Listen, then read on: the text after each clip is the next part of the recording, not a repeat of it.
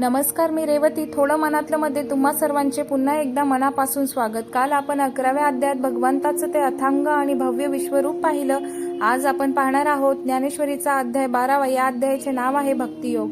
हा अध्याय खूप महत्वाचा आहे, कारण ज्ञानेश्वर माऊलींनी या अध्यायात खऱ्या भक्ताची लक्षणे इतकी सुंदर सांगितली आहेत की ती ऐकून मनाला शांतता मिळते. चला तर मग अगदी सोप्या भाषेत हा अध्याय समजून घेऊया. अध्यायाच्या सुरुवातीला अर्जुन श्रीकृष्णाला एक प्रश्न विचारतो, जो आपल्याही मनात येतो. अर्जुन म्हणतो, देवा, तुमचे ते रूप डोळ्यांना दिसते, त्याची म्हणजे सगुण रूपाची भक्ती करणे श्रेष्ठ आहे, की जो देव डोळ्यांना दिसत नाही, जो निराकार आहे, अशा निर्गुण ब्रह्माची उपासना करणे श्रेष्ठ आहे? श्रीकृष्ण सांगतात, अर्जुना, जे मनाला पूर्णपणे माझ्या स्थिरावून सगुण रूपाची उपासना करतात ते मला सर्वात प्रिय आहेत. निराकार देवाची पूजा करणे सामान्य माणसासाठी खूप कठीण असते, कारण माणसाचे शरीरावर प्रेम असते.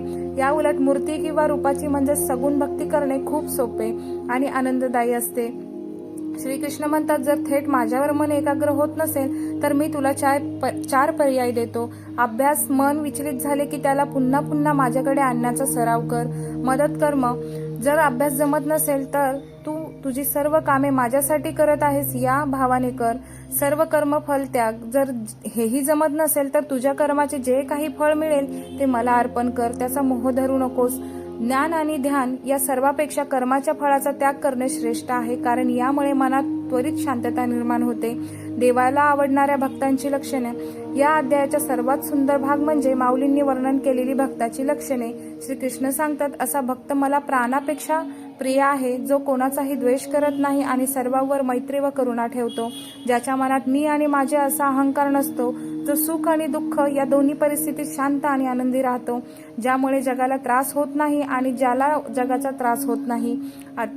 अध्यायाचा मुख्य संदेश. 12व्या अध्यायाचा मुख्य संदेश हाच आहे की भक्ती म्हणजे केवळ देवळात जाणे नव्हे, तर आपल्या स्वभावात बदल करणे, सर्वांमध्ये देव पाहून प्रत्येकावर प्रेम करणे हीच खरी भक्ती आहे. तर मंडळी, हा होता 12व्या अध्यायाचा अर्थ. माऊलींनी सांगितलेली भक्तांची ही लक्षणे तुम्हाला कशी वाटली मला कमेंट करून नक्की सांगा. उद्या आपण पाहणार आहोत अध्याय 13वा, ज्याचे नाव आहे क्षेत्रज्ञ विभाग योग, जो शरीर आणि आत्म्याचा फरक सांगतो. तो पाहण्यासाठी आपल्या थोडं मनातल्या चॅनलला नक्की सबस्क्राईब करा. धन्यवाद.